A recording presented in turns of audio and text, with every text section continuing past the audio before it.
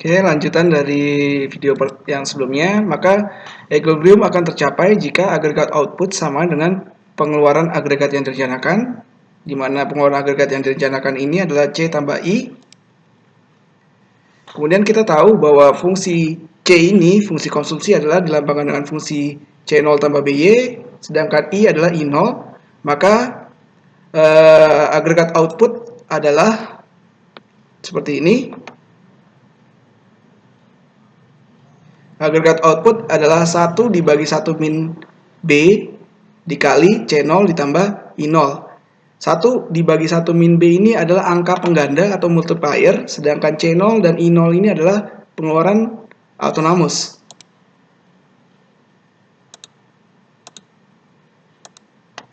Oke, sekarang mari kita pelajarin mengenai apa yang dimaksud dengan konsep angka pengganda. Jadi angka pengganda ini menunjukkan bahwa perubahan pengeluaran autonomous sebesar 1 unit bisa berasal dari C0 atau I0. Ini akan mengubah output keseimbangan Y beberapa kali lipat lebih besar dari perubahan dalam pengeluaran autonomous itu sendiri.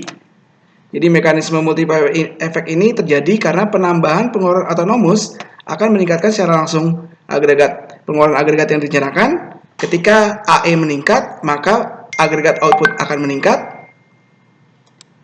Karena konsumsi merupakan fungsi pendapatan, ketika agregat output ini meningkat, otomatis konsumsi juga akan meningkat pada periode selanjutnya. Sepanjang konsumsi ini terus meningkat, maka pendapatan agregat atau output agregat juga akan terus meningkat.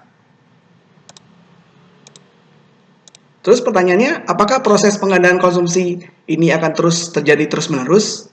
Ternyata tidak. Kenapa tidak? Karena peningkatan pendapatan itu tidak seluruhnya digunakan oleh rumah tangga untuk meningkatkan belanja konsumsi. Hanya sebagian, yaitu sebesar MPC dikali peningkatan dalam pendapatannya yang akan digunakan untuk meningkatkan belanja. Jadi ini penjelasannya. Ini adalah tabelnya. Jadi anggap seperti ini. Jadi pada periode pertama pengeluaran autonomous itu meningkat sebesar delta A. Maka pada periode pertama ini pendapatan total rumah tangga akan meningkat secara langsung sebesar delta A. Tapi pada periode kedua peningkatan dalam delta A ini hanya akan meningkat sebesar B dikali delta A, yaitu MPC dikali dengan pendapatan pengeluaran autonomous ini. Maka pada periode kedua total peningkatan dalam agregat output adalah sebesar 1 ditambah B dikali delta A. Kemudian ini proses ini akan terus berlanjut sehingga secara total peningkatan dalam total pendapatan hanya akan sebesar 1 dibagi 1 min B dikali delta A. Ini contoh secara angka. Jadi pada putaran pertama atau periode pertama A itu meningkat sebanyak 1, maka pendapatan agregat akan meningkat sebanyak 1. Pada periode kedua, peningkatan dalam pendapatan ini akan menyebabkan konsumsi meningkat sebesar 0,6. Karena di sini kita asumsikan bahwa MPC adalah 0,6. Sebagai dampak peningkatan konsumsi sebanyak 0,6, maka total pendapatan agregat pada periode kedua adalah sebesar 1,6. Kemudian di sini tambahannya 0,6, maka pada periode ketiga 0,6 ini hanya akan meningkatkan konsumsi lebih lanjut sebesar 0,36 sehingga total pendapatan agregat pada periode ketiga adalah 1,96 dan seterusnya. Total peningkatan dalam total pendapatan ketika konsumsi terus-menerus meningkat tapi dengan penambahan yang semakin menurun, maka total pendapatan agregat itu hanya akan meningkat sebanyak 2,5. Oke, sekarang kita akan mempelajari apa dampaknya ketika besarnya investasi di dalam perekonomian itu berubah. Anggap bahwa perusahaan memiliki ekspektasi yang sangat positif terhadap kinerja perekonomian di masa depan sehingga mereka memutuskan untuk berinvestasi yang lebih besar. Jadi di sini nilai investasi meningkat sebesar delta I. Karena investasi merupakan komponen dari AE, maka ketika investasi meningkat yaitu sebesar delta I, maka akan secara langsung meningkatkan pengeluaran agregat, yaitu Y. Ketika Y meningkat sebesar delta I, maka ini akan berefek terhadap peningkatan konsumsi. Jadi mula-mula di sini kisahnya adalah mula-mula investasi yang meningkat, tetapi pada periode selanjutnya peningkatan investasi ini menyebabkan peningkatan dalam Y ini akan menyebabkan peningkatan dalam C. Kita bisa mencari dampak langsung dari perubahan I ini dengan menggunakan rumus ini, yaitu besarnya agregat output, perubahan dalam agregat output adalah sebesar 1 dibagi 1 MPC dikali delta I. Atau pakai rumus bisa juga kita tulis seperti ini, bahwa perubahan dalam agregat output sebagai dampak perubahan dalam pengeluaran investasi ini adalah 1/. MPS dikali perubahan dalam investasi. Kemudian ada yang disebut sebagai pendekatan tabungan atau investasi, atau istilahnya adalah bocoran dan injeksi.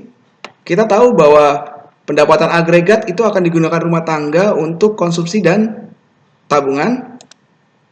Kemudian pada keseimbangan, agregat output itu besarnya sama dengan pengeluaran agregat yang direncanakan, yaitu sehingga Y itu harus sama dengan C tambah I.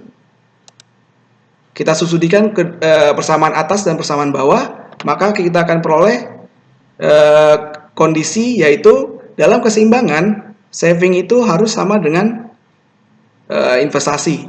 Jadi saving ini adalah bocoran dari dalam aliran konsumsi rumah tangga harus diseimbangkan dengan investasi yang dilakukan oleh perusahaan agar arus lingkar pada slide pertama itu stabil kembali. Oke, ini adalah analisa grafik dari keseimbangan output. Jadi sumbu vertikal ini melambangkan variabel konsumsi, investasi, dan agregat pengeluaran agregat yang direncanakan, sedangkan fungsi sumbu horizontal adalah agregat output.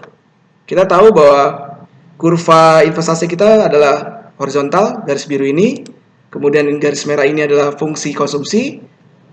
Kita tahu bahwa pengeluaran agregat yang direncanakan adalah C tambah I, sehingga kurva AE ini secara praktiknya adalah sama persis dengan kurva konsumsi, tetapi titik potongnya jauh lebih tinggi dibandingkan fungsi konsumsi. Karena titik potong kurva AE adalah penjumlahan dari I0 ditambah C0. Keseimbangan dalam pasar output itu bisa kita peroleh dengan menggunakan garis bantu 45 derajat. Jadi sepanjang titik-titik kombinasi di sepanjang kurva 45 derajat ini adalah titik-titik di mana agregat output akan sama dengan pengeluaran agregat yang direncanakan. Alasannya ini bisa kita ini, jadi pada titik potong sumbu 45 dengan kurva AE ini kita akan memperoleh titik agregat output keseimbangan, yaitu yang dilambangkan dengan Y star ini. Ini alasannya. Oke, bagaimana bila perekonomian berada dalam ketidakseimbangan? Ini kita lukiskan dulu kondisi mula-mula. Jadi di sini perekonomian berada dalam keseimbangannya jika dia agregat output, jumlah agregat output adalah Y star. Bagaimana jika perekonomian itu menghasilkan barang sebanyak Y0? Pada Y0 ini maka pengeluaran agregat, pendapatan agregat jauh lebih besar dibandingkan pengeluaran agregat yang direncanakan. Lihat nih. Jadi di sini titiknya di titik hijau, garis hijau ini dibandingkan dengan garis ungu-ungu. Ketika pengeluaran agregat adalah Y0, maka akan menimbulkan pengeluaran investasi yang tidak direncanakan, sehingga pada kondisi ini perusahaan akan melihat bahwa stok persediaan barang mereka akan meningkat. Hal logis yang akan mereka lakukan adalah mereka akan menurunkan produksinya, sehingga agregat output itu akan turun. Agregat output akan terus turun sampai dia mencapai keseimbangannya, yaitu pada titik Y star. Apabila pengeluaran agregat output yang dihasilkan oleh perusahaan jauh lebih kecil dibandingkan pengeluaran agregat yang direncanakan, yaitu pada anggaplah seperti Y1 ini, maka perusahaan akan memperbanyak produksinya sehingga agregat output itu akan meningkat. Oke, ini adalah penjelasan secara grafik dari perubahan investasi. Ini adalah kondisi mula-mula perekonomian. Jadi perekonomian berada dalam keseimbangannya pada Y